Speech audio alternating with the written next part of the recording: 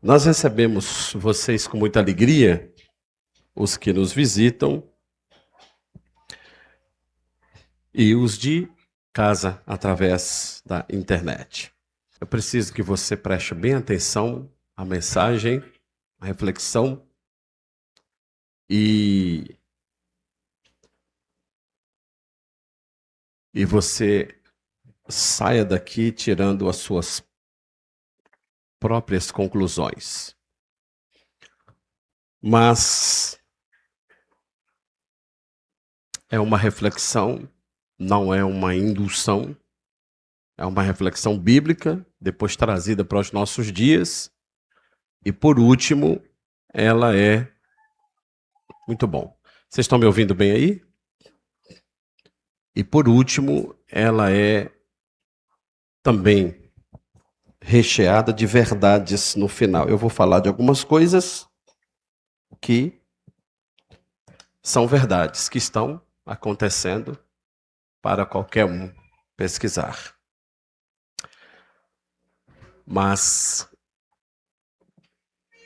eu não posso, não devo deixar os irmãos sem uma palavra diante desse tempo tão difícil. Portanto, nós vamos ler 2 Crônicas, capítulo 32. Está dando um eco aqui no meu retorno. 2 Crônicas 32, verso de número 7 e verso 8. Segundo livro das Crônicas, 32, versos 7 e 8. Diz assim o texto: Sejam fortes e corajosos. Não tenham medo, nem desanimem por causa do rei da Assíria e do seu enorme exército. Pois conosco está um poder maior do que está com ele. Como com ele está somente o poder humano, mas conosco está o Senhor, o nosso Deus, para nos ajudar e para travar as nossas batalhas. E o povo ganhou confiança, o que disse Ezequias, rei de Judá. Que eu diminua e o Senhor cresça.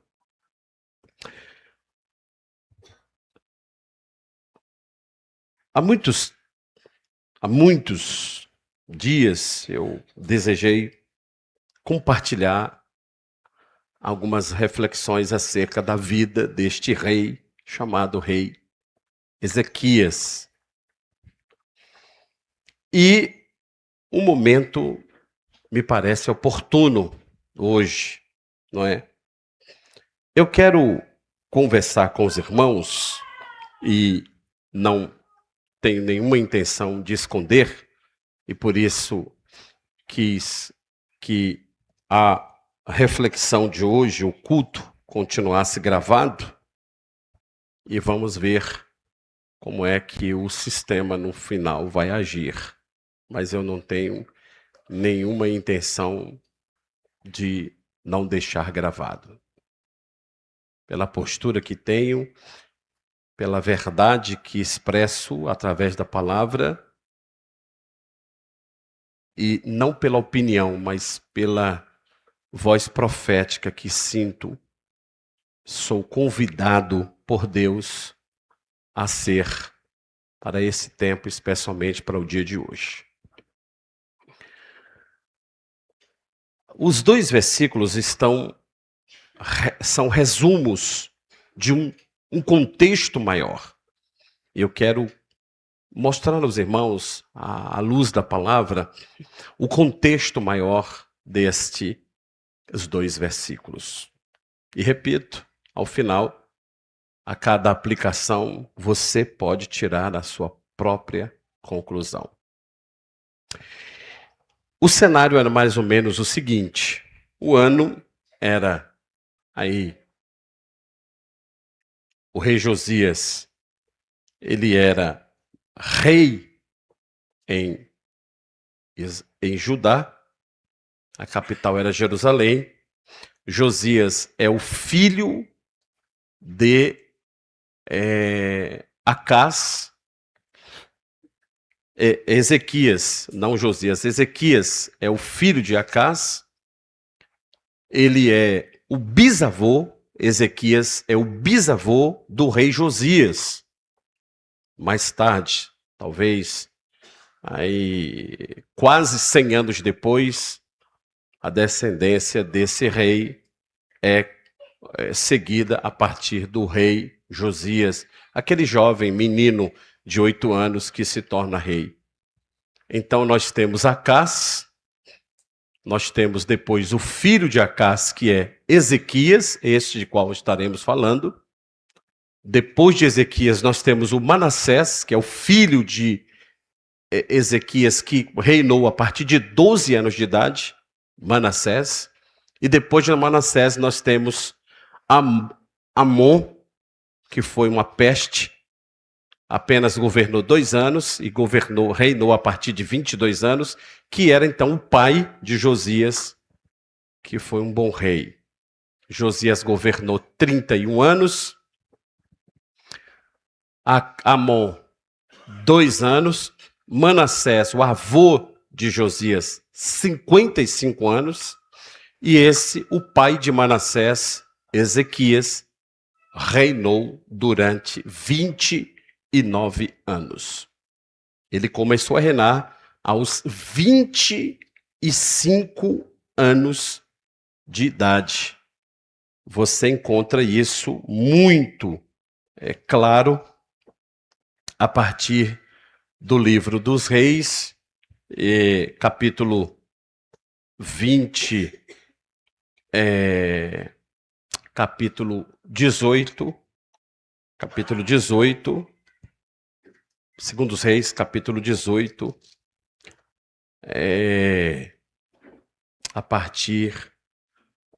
a mesma história está em 2 Crônicas 29, que nós vamos ler.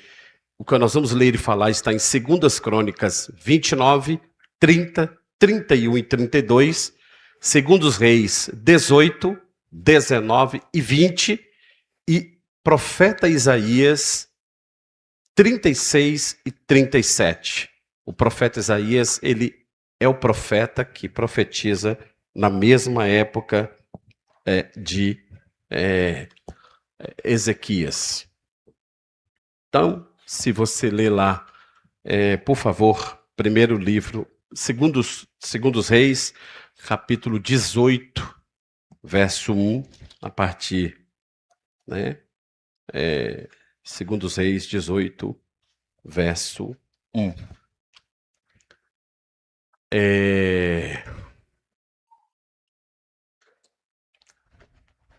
No terceiro ano do reinado de Osias, que era o rei lá do norte, da parte de Samaria, que a capital era Samaria e o reino era Israel, já estavam divididos.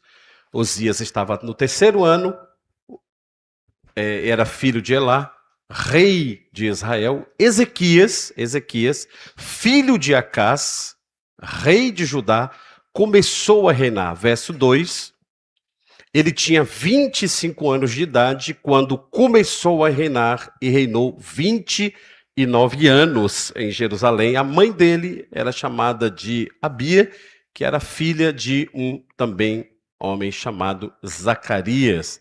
E você lê no verso 3 a seguinte informação: Josias fez o que era justo aos olhos do Senhor, conforme tudo o que tinha feito seu antecessor Davi. E aí a gente tem um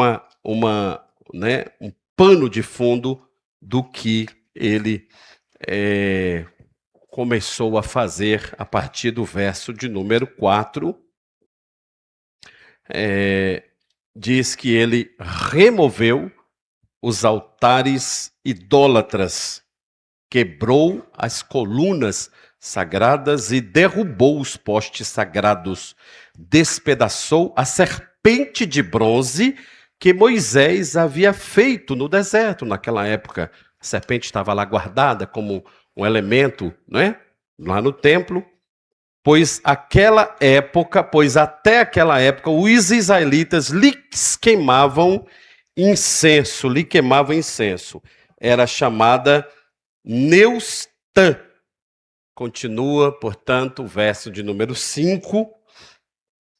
Ezequias confiava no Senhor, o Deus de Israel, e nunca houve ninguém como Ezequias entre todos os reis da terra, nem antes, nem depois de Ezequias. O verso de número 6, ele se apegou ao Senhor e não deixou de segui-lo, obedeceu os mandamentos do Senhor que tinha ordenado desde os tempos de Moisés.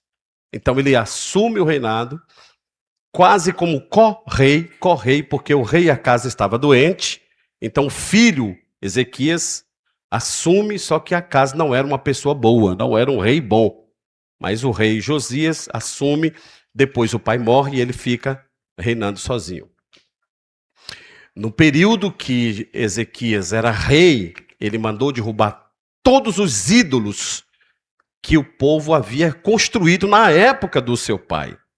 E uma das coisas que ele mandou destruir foi a serpente que Moisés tinha, uma serpente de bronze, uma vara, estava guardada lá, e o povo de Israel estava começando a acender incenso à serpente. Ezequias disse, mas isso não é uma coisa boa de fazer, nem é justo fazer. Faz o seguinte, quebra essa serpente, bota fogo, acaba com isso. Porque isso valeu no deserto, mas agora a gente está idolatrando esse negócio. Isso foi um feito que agradou ao Senhor. Então esse menino, esse jovem rei, ele está fazendo um processo extraordinário de reformas religiosas e ele começou a fazer uma reforma, inclusive, quando você lê lá em 2 Crônicas 29, verso 3, diz o seguinte: no primeiro mês do primeiro ano do seu reinado, ele reabriu as portas do templo do Senhor e as consertou, porque a igreja estava fechada. Ele abriu as portas do templo e consertou as portas. Verso 4. Convocou os sacerdotes e os levitas, reuniu-os na praça que fica ao lado leste e disse: escutem-me, levitas, congreguem-se agora, consagrem-se agora e consagrem o templo do Senhor, o Deus dos seus antepassados. Retirem tudo que é impuro. Foi aí então que ele mandou queimar, destruir a serpente que o povo estava adorando. Pois bem, e ele fez essas reformas, as coisas estavam acontecendo muito bem, não é?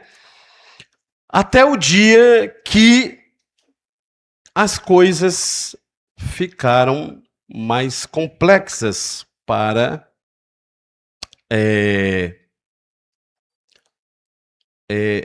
o rei Ezequias, a partir de quando ele tinha, portanto, 14 anos de reinado,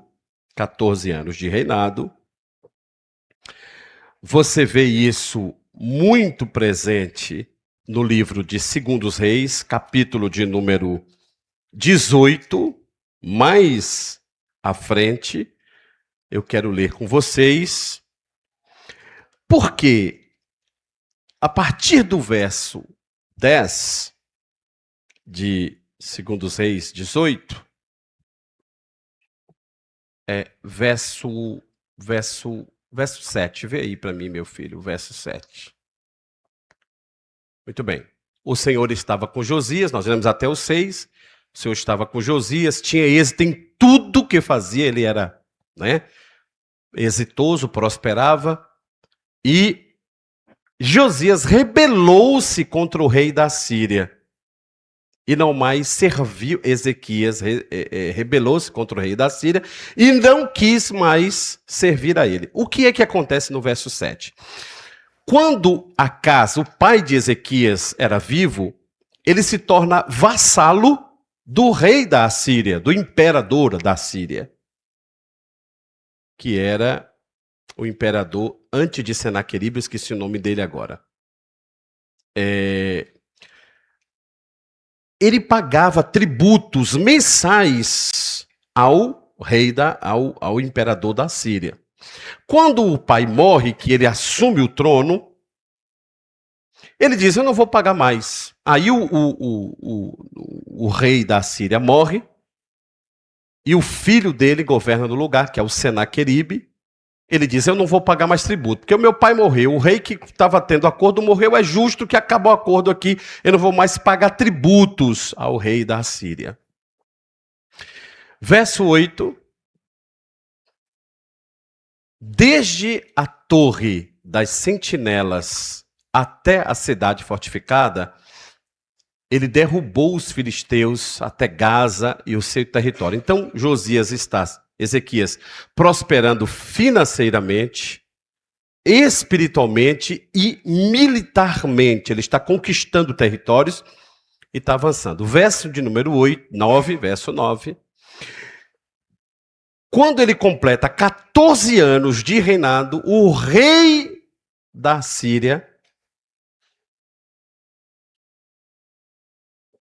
aí Salmanasser marchou contra Samaria e cercou Samaria. Isso aí está contando para nós a história, isso é 722.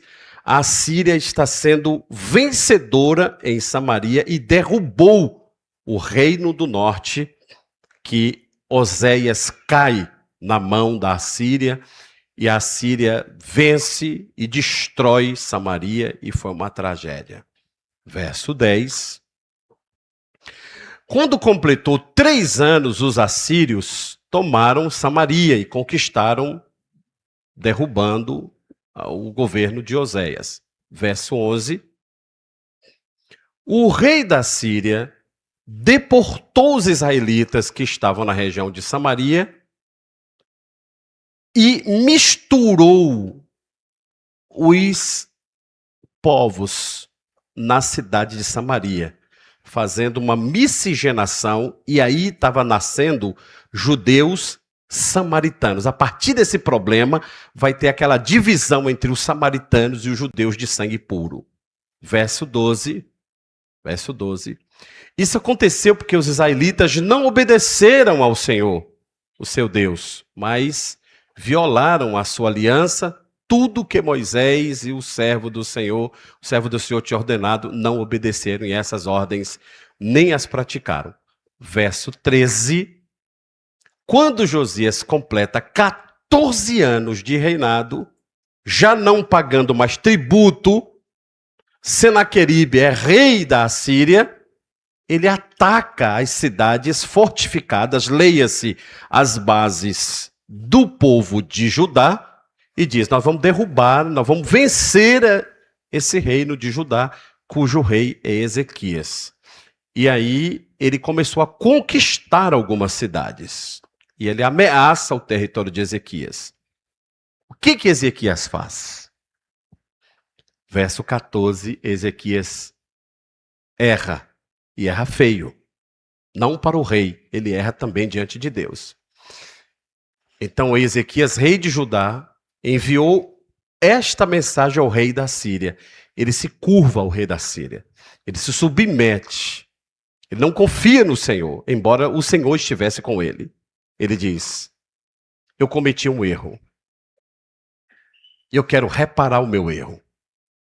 Ele faz a mesma coisa que o pai fez em 2 Reis 16. Ele faz a mesma coisa que o pai fez. Eu cometi um erro e eu vou te pagar tudo que você está exigindo. O rei da Síria cobrou de Ezequias, rei de Judá, 300 talentos de prata e 30 talentos de ouro. Da onde Ezequias tira esse dinheiro? Toda a prata que se encontrou no templo do Senhor e nos tesouros do palácio real. Ele foi lá na casa de Deus ele tirou o dinheiro das coisas da casa de Deus, juntou com o dinheiro dele e ele paga tributo ao rei Senaqueribe da Síria. Verso de número 18. Chamaram pelo rei e foram ao seu encontro o administrador do palácio, Eliaquim, filho de Hilquias, o escriba, Sebna, e o secretário Joá, filho de Asaf, verso 19, o comandante do campo da Síria, lhes disse: digam a Ezequias que assim diz o grande rei da Síria. Em que se baseia a confiança de Ezequias? E aí, irmãos, os mensageiros do rei da Síria, envergonharam o rei Ezequias e humilharam publicamente o rei Ezequias, dizendo, verso seguinte: você pensa que meras palavras são estratégia e poderio militar? Em que você está confiando para se rebelar contra mim, diz o rei da Síria? Você está confiando no Egito, aquele caniço quebrado que espeta e perfura a mão do homem que nele se apoia? É uma expressão de dizer, não vale nada o Egito. Assim é o faraó, o rei do Egito, para quem nele confie? Mas se vocês me disserem, confiamos no Senhor, olha que coisa terrível, o nosso Deus, não é ele aquele cujos santuários locais e altários, eles fizeram a confusão, né? Ezequias removeu, dizendo a Judá e a Jerusalém, vocês devem adorar diante deste altar em Jerusalém. O que ele está dizendo? Ele está dizendo, vocês estão buscando a confiança num Deus que vocês mesmos derrubaram os altares para os assírios. Ezequias erra quando derruba os altares na cabeça deles aos altares de Deus, do Deus verdadeiro. Continua a mensagem. Aceite, pois, agora o desafio do meu senhor, o rei da Síria. Eu lhe darei 10.000 cavalos, se é que vocês têm cavaleiros para montar nesses cavalos. Vocês querem me dar prata? A gente tem dinheiro para dar a vocês. Nós não queremos dinheiro, nós queremos chupar o sangue de vocês. Foi isso que eles estavam dizendo. Verso 24. Como você pode derrotar o mais significante oficial do meu senhor? O menor oficial nosso, você não tem condição de derrotar. Você confia no Egito para lhe dar carros de guerra e cavaleiros? E ele continua insultando. Verso 25. Além disso, será que eu vim atacar e destruir este local sem o apoio do Senhor? Olha que cara de pau. Pois foi o próprio Deus que nos mandou aqui para que destruísse vocês.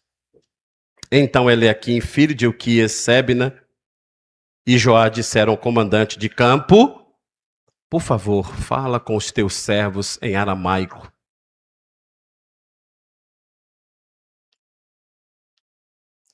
Porque entendemos essa língua. Não fales em hebraico. Olha que coisa. Pois assim o povo que está sobre o muro está entendendo. O que foi que aconteceu? Os mensageiros de Senaqueribe estão falando alto em aramaico, em hebraico. E todo mundo está ouvindo. Mas como eles sabiam que o aramaico também era falado pelos assírios, eles disseram assim, fala em aramaico para nós, só para nós, porque vocês estão dando medo no povo. Se você vê essa mensagem no profeta Isaías, ele diz assim, nós vamos falar em aramaico mesmo, em hebraico, para que todo mundo entenda e coloque medo nas pessoas. Verso seguinte, o comandante, porém, respondeu, será que o meu senhor me enviou para dizer estas coisas somente para o seu senhor e para vocês? Não, para os que estão sentados no muro, que assim como vocês terão que comer as próprias fezes e beber a própria urina? Olha que arrogância o povo da Síria. Ele continua. Então o comandante levantou-se e gritou em hebraico: ouçam a palavra do grande rei, o rei da Síria. Aí, meu irmão, isso já estava todo mundo apavorado. Vamos para Isaías para a gente entender melhor essa parte da luta. Vamos para Isaías. Isaías capítulo 37. Isaías capítulo... A gente tem aí o 36, mais ou menos igual ao que nós falamos, mas eu quero ler com os irmãos Isaías capítulo 37, o verso... põe na tela aí para mim, 37, a partir do verso 1.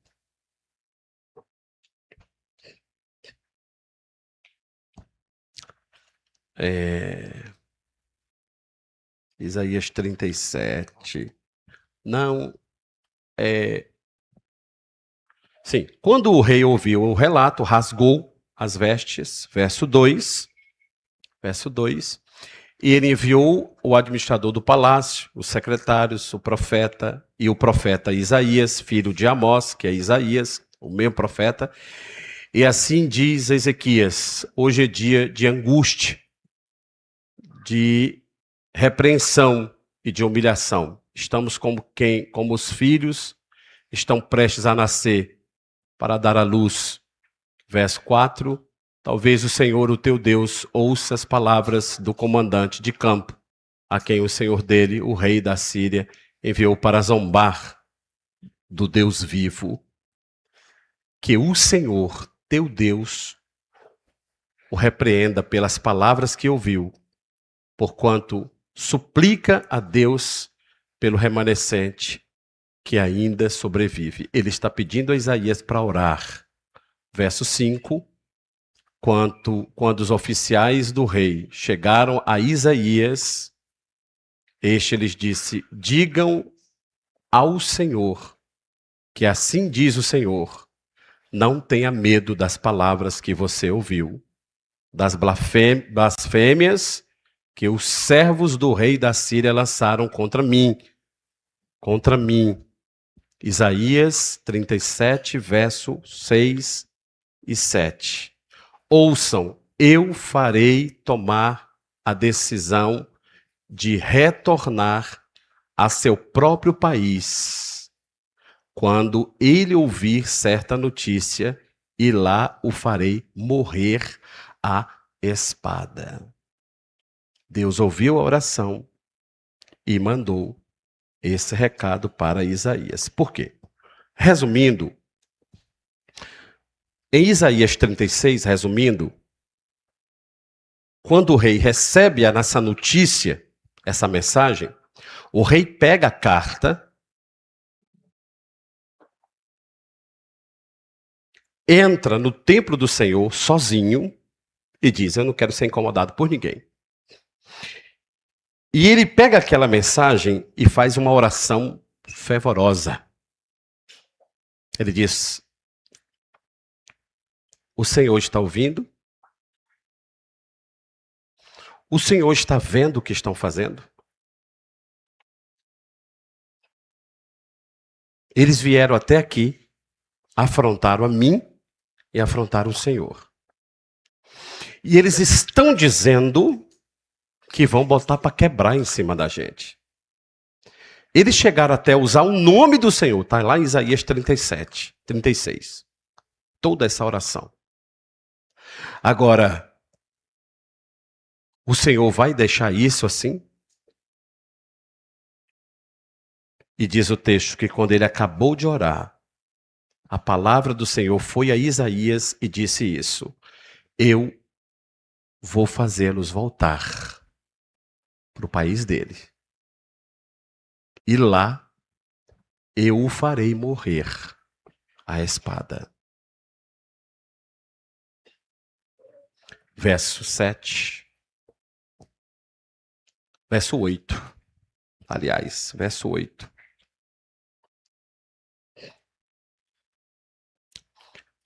Quando o comandante de campo soube que o rei da Síria havia partido de Laquis, retirou-se e encontrou o rei lutando contra a cidade de Líbina. Eles estão chegando mais próximo, vencendo, e chegando próximo de Jerusalém.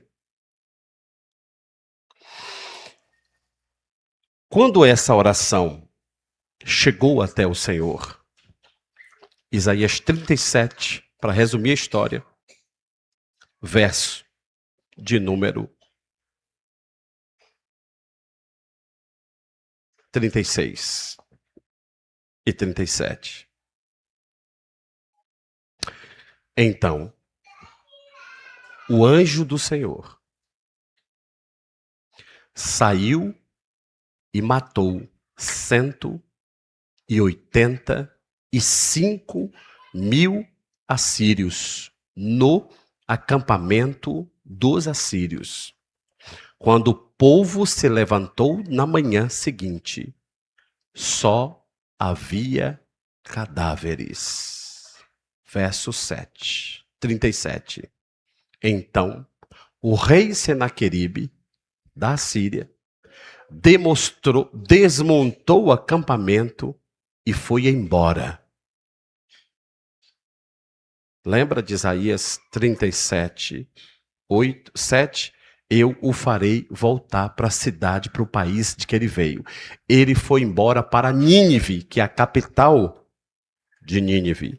E lá ele permaneceu. Verso 38. Certo dia, quando o rei da Síria estava adorando no templo do seu deus, Nisroque, o deus Nisroque dos assírios, os filhos de Senaqueribe, olha que família maravilhosa, mataram-no à espada. E o seu filho sucedeu como rei. Acabou a história de Senaqueribe. Não existe mais Senaqueribe. Até hoje, no mundo inteiro, depois de anos, você não escuta mais falar desse povo, dessa raça. Segundo Crônicas 32, que lemos,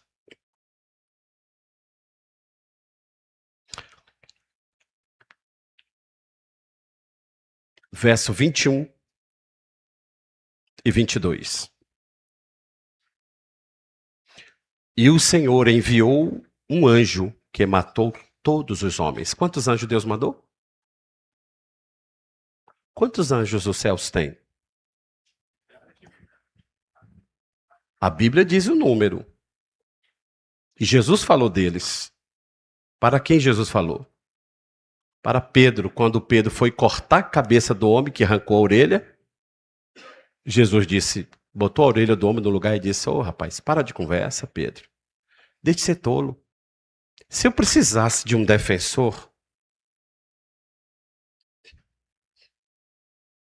se eu precisasse de alguém para comprar a minha briga,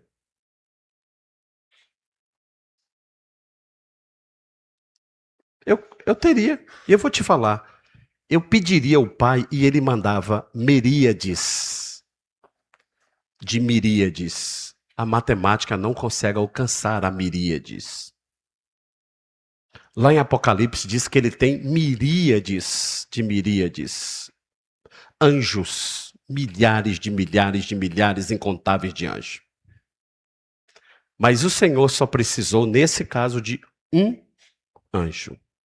Então, o Senhor enviou um anjo que matou todos os homens de combate e todos os líderes e oficiais no acampamento do rei assírio, de forma que este se retirou envergonhado para a sua terra e, certo dia, quando entrava no templo, alguns dos filhos o mataram à espada. Verso 22, assim o Senhor salvou Ezequias e o povo de Jerusalém das mãos de Senaqueribe, rei da Síria, e das mãos de todos os outros, e cuidou deles em todas as fronteiras.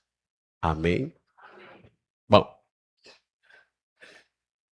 Deus cuidou de tudo. De cada detalhe, Deus foi cuidando de tudo. Eu quero lhes mostrar alguns poucos detalhes desta história e como ela termina. Primeiro, o rei Ezequias, ele tem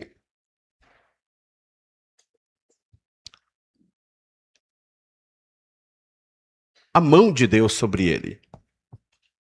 E quando o rei da Assíria aparece e afronta-o, e ele erra e ele falhou, ele cometeu o erro de pegar as coisas lá e negociar, mas aí ele vai, se arrepende, e Deus lhe dá uma nova chance, não é? Então aqui nós temos uma história mais do que importante. Vejamos o que diz a defesa de Deus.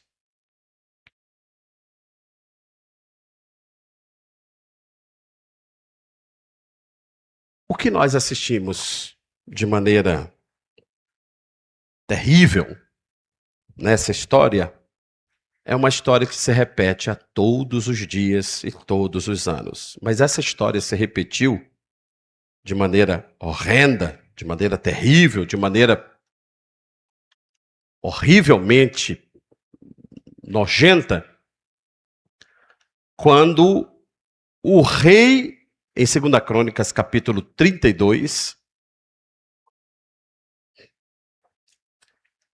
verso 17 a seguir. Senaqueribe também escreveu cartas insultando o Senhor, o Deus de Israel, e o desafiando, e disse: assim como os deuses dos povos das outras nações não livraram o povo deles das minhas mãos, também o Deus de Ezequias não livrará o povo das minhas mãos. Você acha que tem poucos homens nesse mundo dizendo que são completamente vitoriosos, que são deuses? Pois eu lhes digo, tem. E como nós falamos de maneira clara e sem rodeios, não é? Eu quero, né, no acampamento, eu quero aqui mostrar aos irmãos o que Deus fez na história desse povo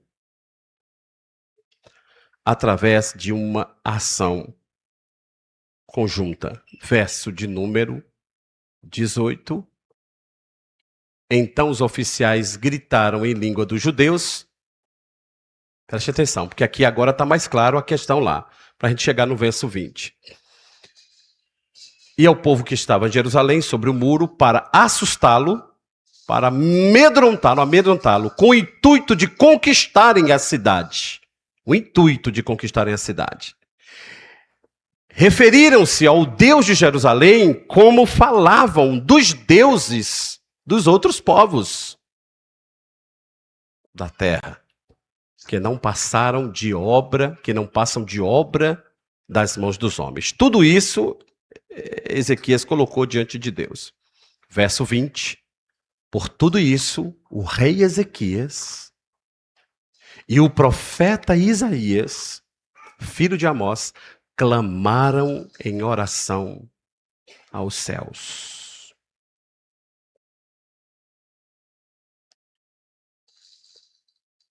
E a resposta que a gente já tem aí. Clamaram aos céus e o Senhor enviou um anjo. Um anjo.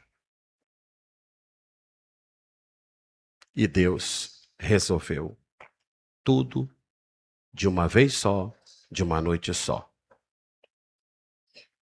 Qual é o nosso problema hoje? Diante desse texto que nós lemos, qual é o nosso problema? Bom, eu preciso, como pastor e como crente, e como justo, dizer a vocês o seguinte: a cada dia que passa, o mundo vê o levantar de líderes em vários países afrontando Deus. Esses homens acham que eles podem ir eternamente fazendo o que eles querem fazer sem que Deus pese a mão sobre eles. Mas essa não é a verdade. Quando nós olhamos para o nosso país, o nosso Brasil, e nós assistimos da tela da televisão da nossa casa, do celular, a afronta que este país tem levantado ao nome de Deus, a impressão que muita gente tem é que nada vai acontecer. Pois eu vim aqui nesta noite dizer a vocês: não vai acontecer. Já está acontecendo.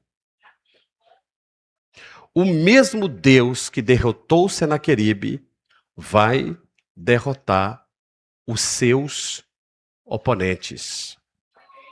Esta não é uma batalha nossa. Esta é uma batalha de Deus. Quando os homens se regimentam para organizar um desfile e colocar as famílias na lata de conserva, eles estão brigando com a igreja. Eles não estão indo para a questão de direita ou esquerda. Eles estão indo para uma batalha de quem criou aquele projeto chamado família. Aquele projeto chamado família não foi um grupo, não foi um líder, não foi um partido, e muito menos uma igreja, e muito menos um pastor, ou um padre, seja lá quem for. A grande afronta, porque a homenagem que fizeram a quem quer que seja, é um direito de quem quer que seja. Se é cultural ou não, eu não quero entrar nesse mérito, porque eu acho que não é cultural. Mas se querem achar que é cultural, que seja. Que retire os dinheiros dos cofres públicos e faça uma homenagem cultural para um líder cultural. Tudo bem. Agora, colocar a família, que foi uma instituição de Deus, na latinha de conserva, aí eles foram onde não deveriam ir.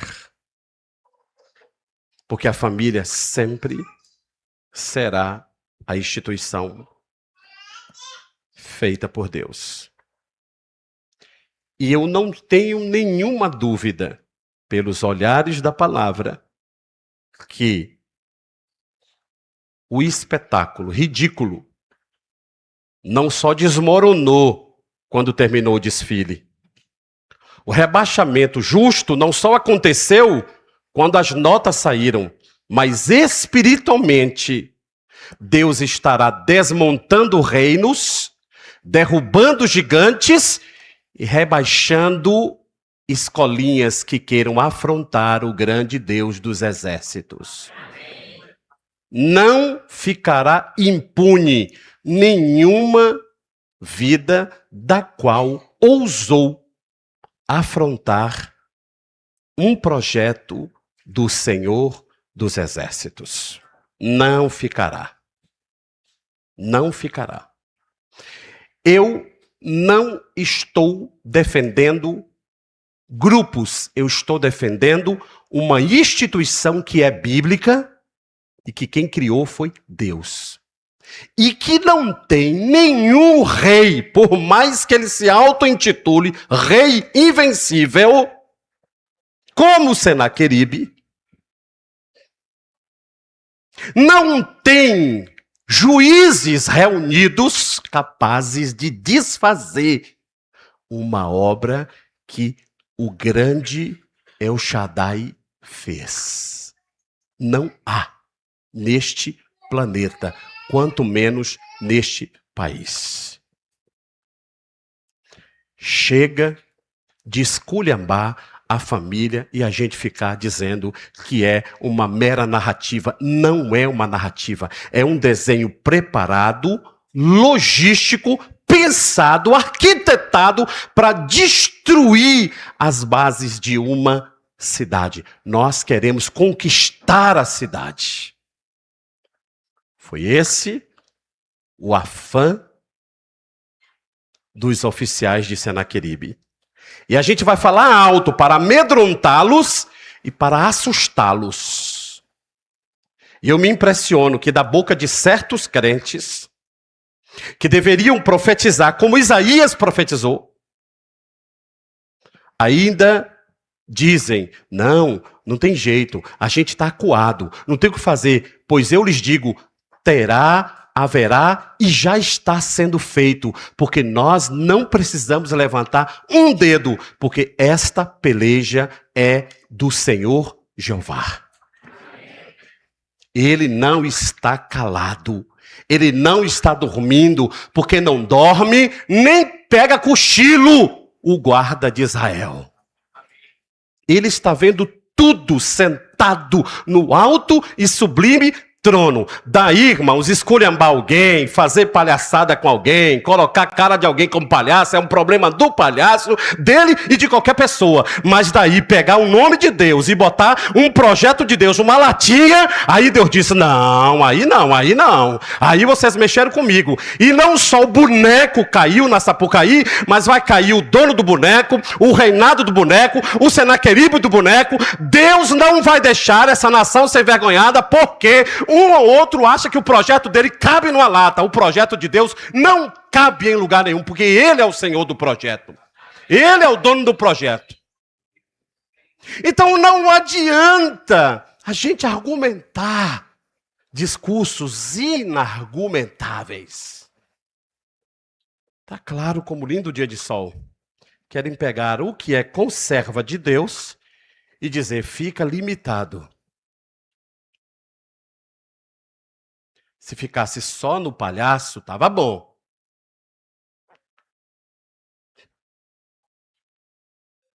Se ficasse só na propaganda, tudo bem. Mas quando o negócio foi afrontar o Senhor, aí é mexer demais com a santidade daquele que criou esse projeto. E Deus não precisa de 1000, nem 10.000. Deus só precisa de um. Aliás, eu quero bem parafrasear. Deus não precisa de um deputado. Deus não precisa de um senador. Deus só precisa de um anjo. Um anjo derruba 185.000. Quanto mais, menos do que isso, o Senhor é capaz de fazer. Agora eu vou dizer uma coisa para vocês. Agora aqui já é a minha percepção pessoal. Que aí eu já fiquei um pouco reflexivo sobre mim. Um dia desse eu vi um vídeo do presidente da República dizendo que nós temos que escarachar os pastores.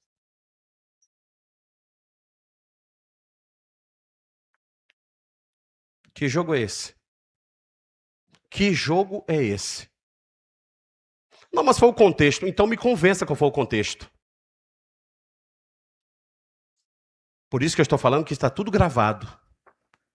Na internet, na rede social, o mundo todo assistiu. Agora, nós temos que escarachar os pastores. E ainda diz que a palavra que pregamos é mentirosa, porque ele diz, eles são bons e nós temos que combater a mentira que eles pregam.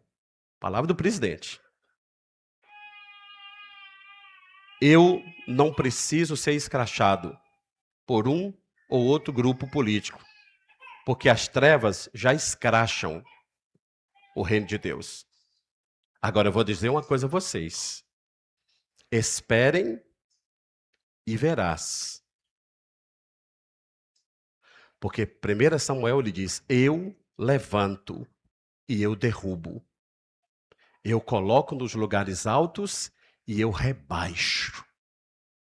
A própria dona do enredo terminou o desfile rebaixada. Para quem não viu, comece a ver a mão de Deus agindo. O rei Senaqueribe morreu à espada. A família de certos líderes está em crise.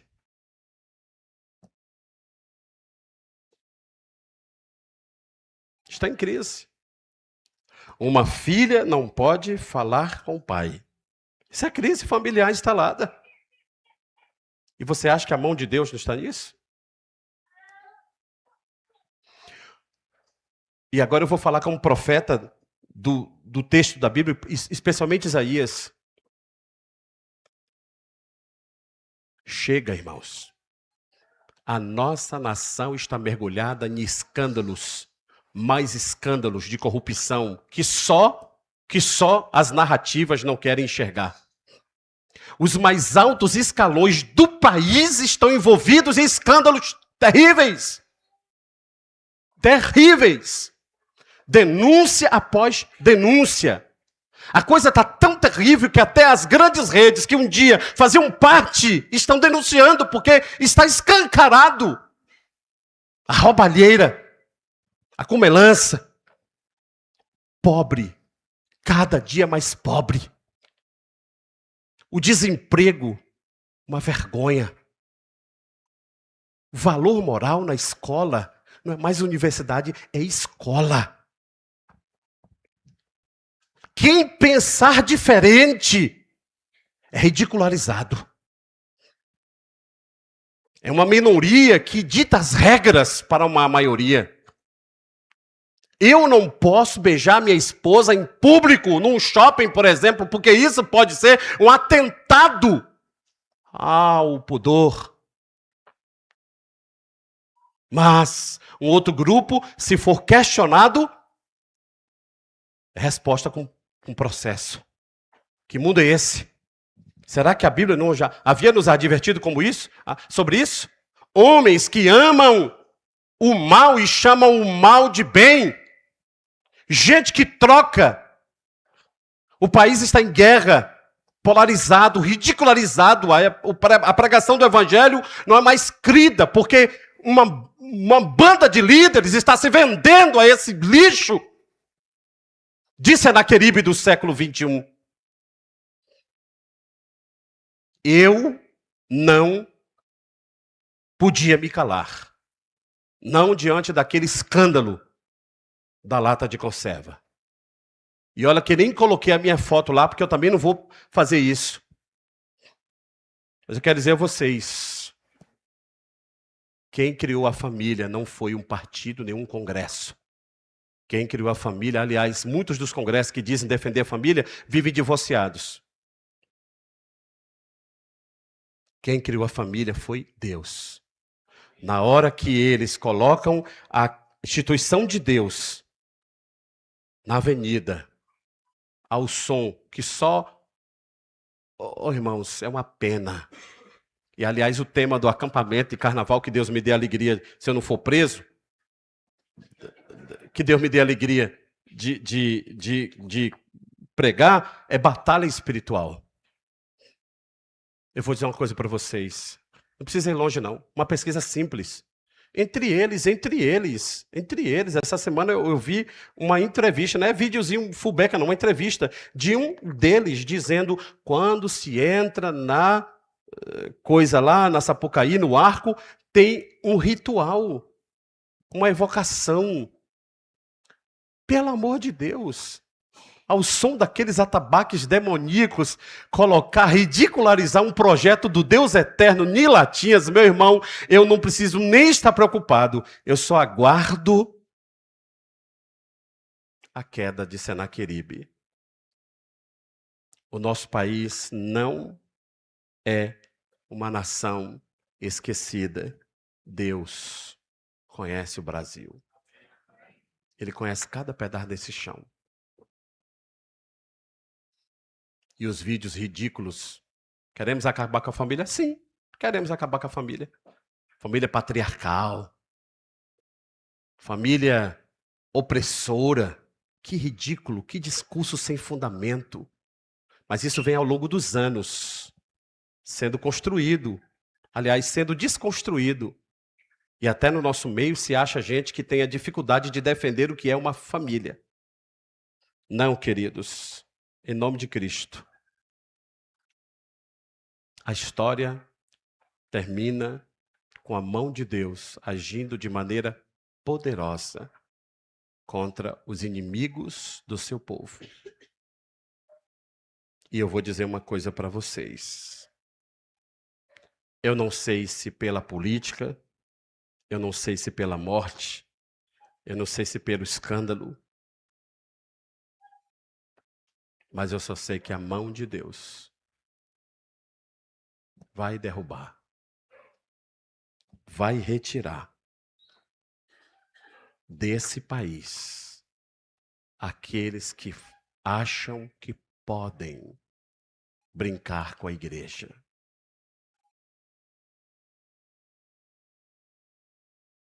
Você pode achar que está perdida a causa. Deus está nos dizendo: eu só preciso mandar um anjo. E o resto eu faço. Ninguém precisa levantar bandeira. Nós não vamos para passeata, nós não vamos para carreata, nós não vamos para motociata, nós não vamos para bandeira de ninguém. Nós vamos ficar calados. Senaqueribe fechou as portas do templo e disse: eu vou clamar ao Senhor. Ezequias. E a oração de Ezequias, para mim, é uma oração modelo. Modelo e modelo. Quer ver uma coisa que eu vou dizer a vocês? Segundo os Reis 18, é o conselho que eu estou dando a vocês, como pastor e profeta desse tempo. Segundo os Reis 18, verso 36. Mas o povo não abriu a boca, permaneceu calado, e nada disse resposta, pois o rei tinha ordenado: não lhe respondam nada. Quando eu vi essa mensagem ridícula na internet, quando eu vi o povo fazendo negócio de botar foto e tal, eu disse: eu vou fazer o que Deus mandou fazer no texto. Não responda nada. Então eu vou dizer uma coisa para vocês. Nós não precisamos ir para a rede social bater boca com ninguém. Não precisamos postar em grupo nada de nada. Deus fez a mesma coisa com Josafá e disse: nessa peleja, calai-vos, calai-vos, porque essa peleja é minha. E vocês não vão levantar um alfinete. Eu creio que o Deus que nós servimos está no mesmo lugar quando aconteceu a esculhambação de Senaqueribe. E esse Deus se revelará a nós brevemente. Brevemente. Concluo diferente hoje, não é? Diferente hoje, com essa reflexão que diz assim: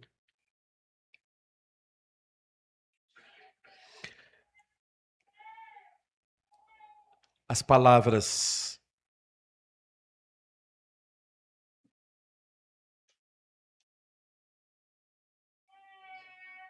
que o rei disse, elas acenderam meu coração.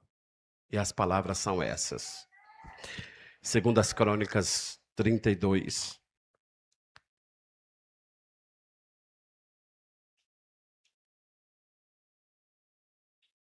7 e 8 que lemos. Sejam fortes e corajosos. Não tenham medo. 4. Não se desanimem por causa da afronta do rei da Síria e do seu enorme exército. Porque conosco está um poder maior do que há com eles. Verso 8. Com ele está apenas, somente o poder do homem. Guarda isso, igreja.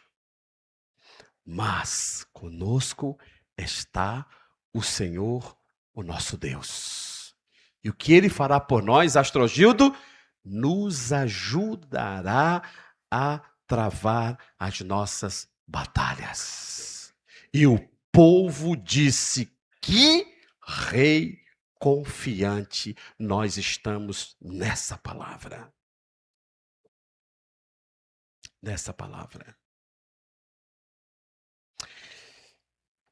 Então,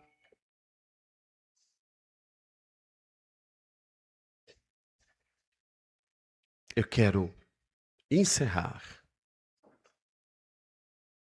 com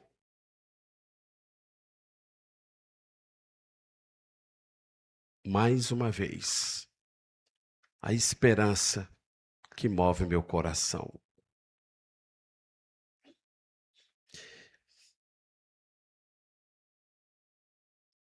Muitas vezes o diabo e as trevas vão dizer isso. Isaías 36, verso 16. Tudo na história. O diabo vai dizer isso. 36, Isaías 16. Não prestem atenção às palavras dos pastores. Não escute essa baboseira que está dizendo. Venham para mim, faça as pazes comigo. Olha, isso parece com quem? Parece com o diabo oferecendo a Jesus, Karen, uma coisa que ele não podia ter. Ele diz: olhem, rendam-se a mim, cada um de vocês comerá da sua própria videira. Ele que passava por nações e acabava com a vinha do povo, ele está mentindo. Fiquem comigo e vocês vão comer de tudo. Onde a Síria passava, só sobrava fome, tragédia, irmãos. Onde a Síria passava, só ficava desgraça. Venham para o meu lado, fiquem comigo. Vocês vão beber a própria cisterna. Que mentiroso. Agora, verso de número 17. Até que eu os leve a uma terra como a de vocês. Ué, se eu estou na minha terra, por que eu vou ter outra? Cereal, vinho, pão e vinhas. Olha o que o diabo vai dizer, verso de número 18. Não deixem que Ezequias os engane quando diz que o Senhor os livrará. Não deixe que os pastores ensinem a vocês. Não deixe que os pastores falem com vocês. Nós vamos escrachar os pastores porque eles estão enganando vocês. Meu Deus, irmãos. Mais claro que isso. É uma guerra.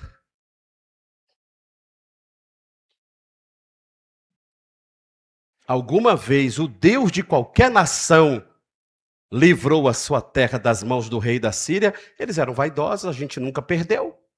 Nunca perdemos, sempre ganhamos, sempre ganhamos, sempre ganhamos. Foi nessa arrogância que o rei caiu. E ele começou a comparar Deus com os outros deuses. É tudo igual. É tudo igual.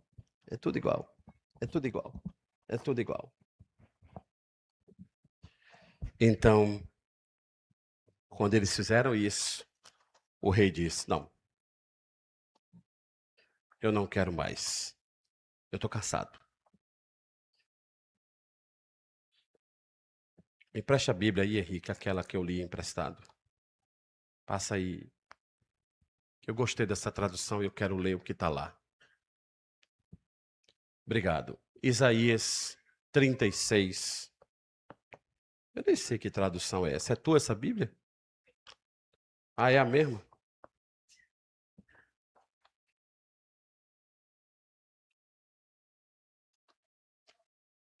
Isaías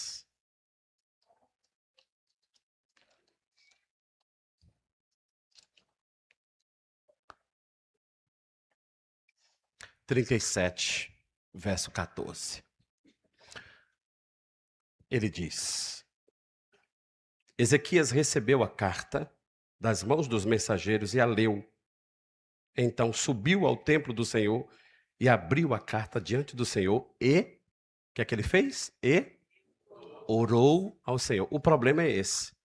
Esses caras acham que nós somos um bando de alienados que veste paletó e gravata, um monte de burro analfabeto, que só serve para eles para votar. Esses caras acham que a gente não tem personalidade. Na verdade, eu quero mandar um recado para todo mundo aqui. A igreja brasileira é uma formadora de caráter neste país. É porque aqui tem esse lixo que quer contrariar a igreja, que quer esculhambar a igreja. Mas no mundo todo, as maiores universidades no mundo foram criadas pelos protestantes. Pela igreja. É a igreja que faz casamento, a igreja que regula as coisas, a igreja que dá emprego, a igreja que também ora, a igreja que capacita, a igreja que contribui para isso, a igreja que dá cesta básica quando o Estado falha. E o problema desse povo é achar que a gente é um monte de alienado, besta, que não sabe nada, que não estuda a faculdade. Um monte de tapados, ignorantes. Eles acham que é isso que acontece. Eles esquecem que o poder da oração de Deus está na mão desse povo. E Deus já havia dito, se o meu povo, que se chama pelo meu nome, se humilhar, que está faltando isso do povo de Deus, e orar, então eu ouvirei do alto, sararei a sua terra. Então, o rei orou. E aí o problema foi esse, foi só orar. E o rei orou e ele ora assim, olha que oração modelo. Senhor dos exércitos, Deus de guerra, ele começou dizendo, Deus de batalha, Deus de guerra, Deus que comanda os exércitos. Deus de Israel, cujo trono está entre os querubins. Ele começa dizendo, o Senhor é bom, é poderoso, está lá sentado. Só tu és Deus. Aí disse, os outros estão comparando, mas só tu és Deus.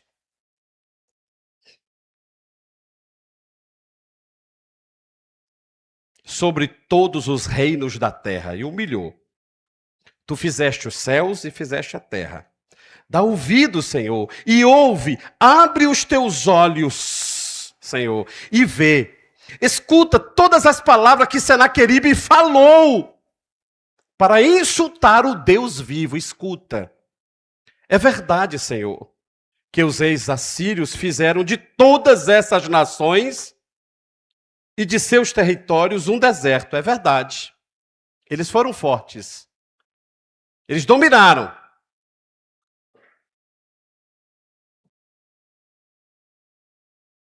Eu poderia até plagiar isso aqui. E plagiar não, parafrasear. É verdade, Senhor, que eles dominaram escolas, mentes, corações, pastores, líderes, todo mundo. É verdade.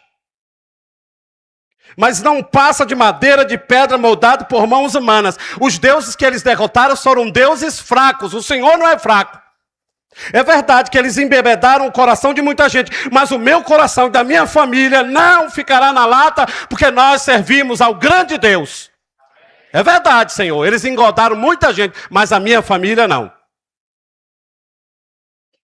Agora, Senhor, nosso Deus, salva-nos das mãos dele, para que todos os reinos da terra saibam que só tu, Senhor, és Deus.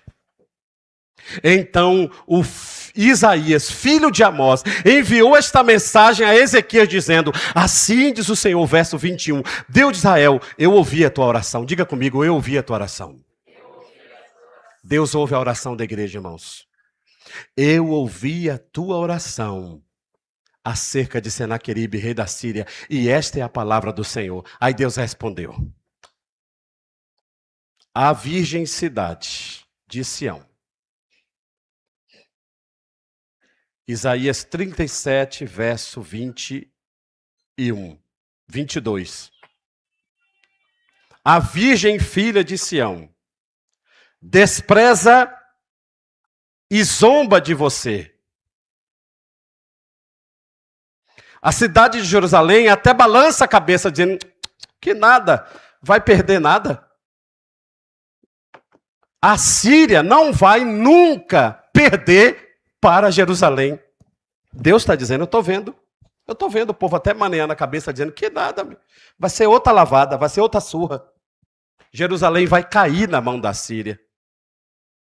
Deus está dizendo, eu estou vendo a virgem de Jerusalém dizendo,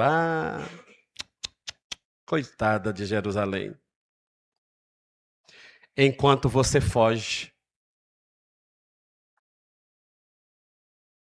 de quem você zombou e contra quem você blasfemou, Deus está respondendo. Os teus mesmos estão dizendo, não vão conseguir. Os de dentro da igreja estão dizendo, Aline, não vão conseguir. Deus está dizendo para Ezequias, leva essa mensagem para Ezequias. Leva, Isaías. Qual é, Senhor? Diga a ele que eu estou vendo que a minha virgem está dizendo que não tem jeito. Mas eu quero dizer, elas estão até balançando a cabeça dizendo, oh meu Deus, não vai conseguir não. Mas eu diga para eles o seguinte, de quem Senaqueribe zombou? De quem a escola de samba zombou? Foi de um partido do PL?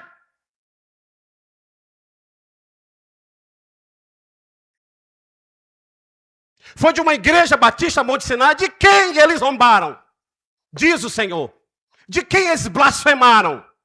Contra quem você levantou a voz? Contra quem você ergueu o seu olhar arrogante? Ele diz, contra o santo de Israel. E eu não dou a minha glória a ninguém. Você pode até balançar a cabeça, não vai dar certo. Mas Deus está dizendo, de quem zombaram na Sapucaí? De quem? De um partido político? Podia ser até ali. Estava tudo bem. Porque aí é a briga deles. É briga de titãs. Mas quando colocou um projeto de Deus no meio, irmãos, eu não aguentei não. E o Senhor está dizendo, de quem eles zombaram? Verso 24. Sim, você insultou o Senhor por meio dos seus mensageiros, dizendo, com carros sem conta, eu subi aos mais elevados e inacessíveis cumes do Líbano. Eu derrubei os 7 cedros mais altos e os seus melhores pinheiros. Eu entrei nas regiões mais remotas, na melhor parte das florestas. Eu fiz, acontecer. Aqui é a vaidade de Senaqueribe. Eu derrubei, eu sou forte, eu sou poderoso, eu sou invencível. Ah, é? Em terras estrangeiras eu cavei poços, bebi água, com as solas dos meus pés, eu sequei todos os riachos do Egito. Você não sabe que há muito eu já tinha ordenado que desde os dias da antiguidade eu o havia planejado?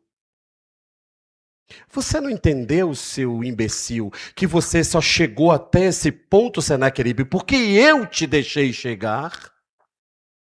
Pois agora você está dizendo que foi você que chegou lá, não foi? Pois a mão que levanta é a mão que abate. Agora eu o executo. E faço você transformar cidades fortificadas em montões de pedra. E os seus habitantes, já sem forças, desanimam vergonhados. São como pastagens, como brotos tensos e verdes, como capim no terraço queimado, antes de crescer. Eu, porém, sei muito bem onde você está. Eu sei onde você mora, eu sei onde você está, eu sei o que você faz, eu sei quando você sai, eu sei quando você retorna, eu sei quando você se endurece contra mim. Sim, contra mim você se endurece. E o seu atrevimento chegou aos meus ouvidos. Por isso eu porei o meu anzol no seu nariz e o meu freio na sua boca, e eu farei você voltar pelo caminho que você veio. Acabou. Aqui está o fim de Senaqueribe. E a mensagem chegou a Ezequias: eu te dou um sinal. Eu acho que Deus deu um sinal para nós. O rebaixamento aconteceu. E muitos outros rebaixamentos acontecerão. Porque você pode zombar de mim. Você pode até menear a cabeça dizendo, não vai de jeito nenhum. Mas contra o Senhor dos Exércitos eu lhes digo, Ele sabe onde você está, quando você sai, quando você entra.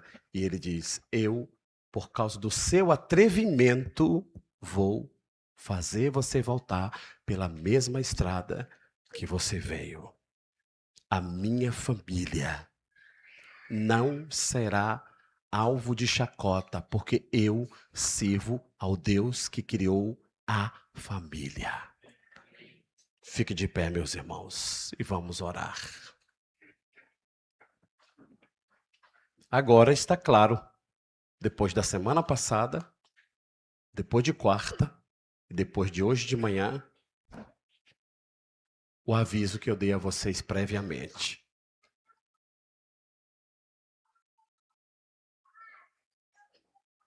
Nós não recuaremos.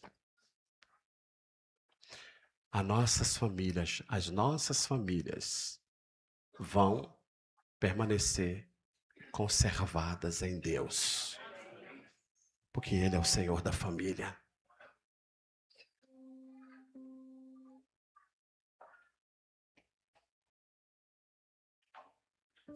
E esta é a palavra do Senhor.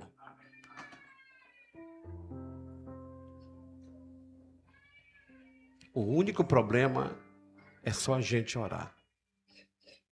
E eu vou dizer uma coisa para vocês. Eu nunca orei por esses assuntos. Não.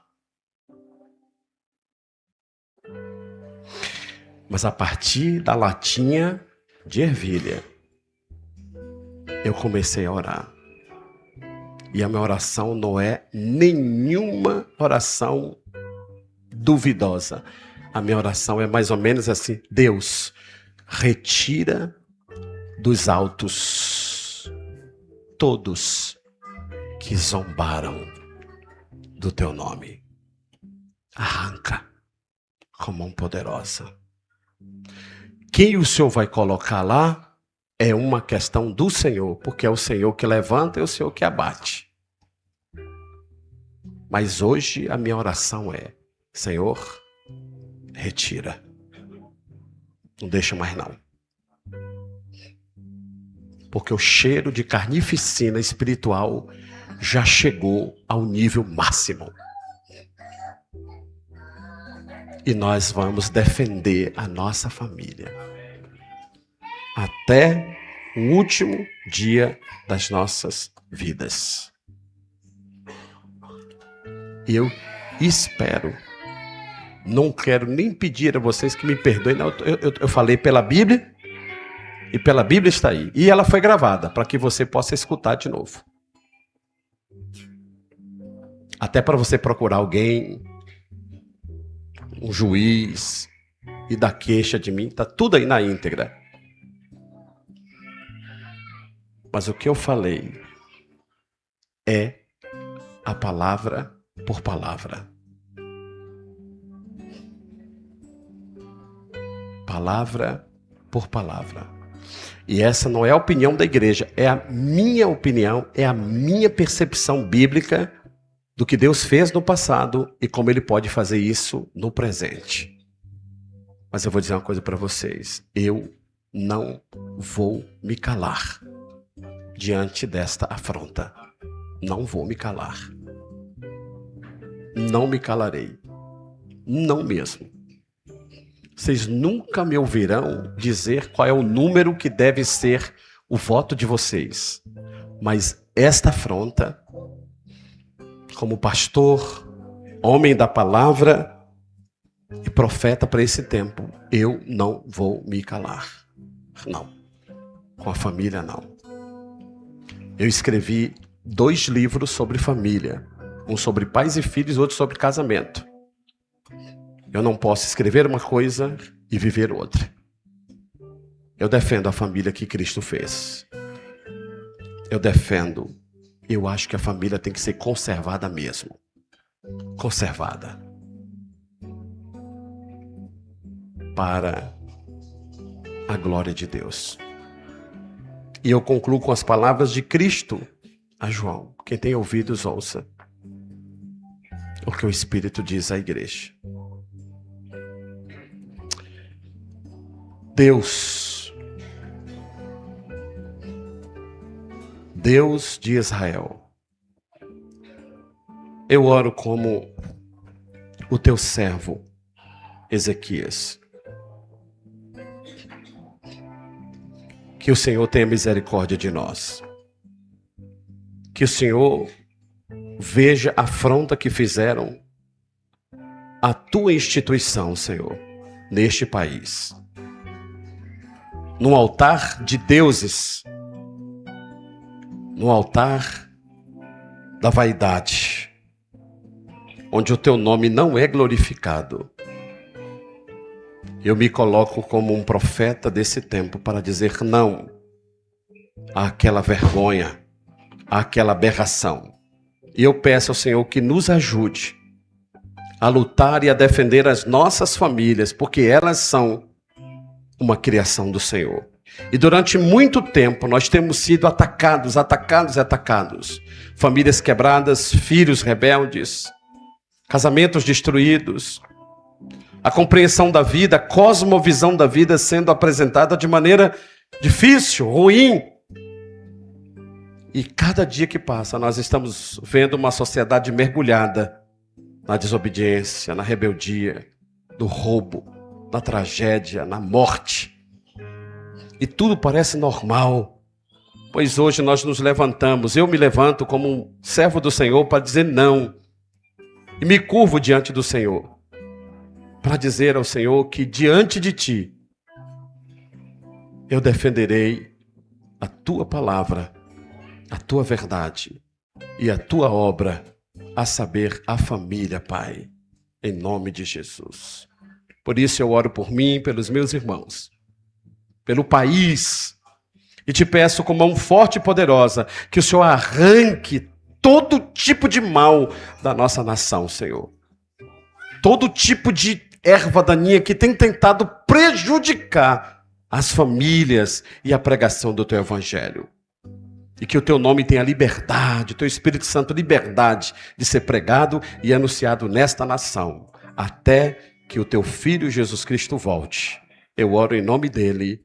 Amém, amém e amém.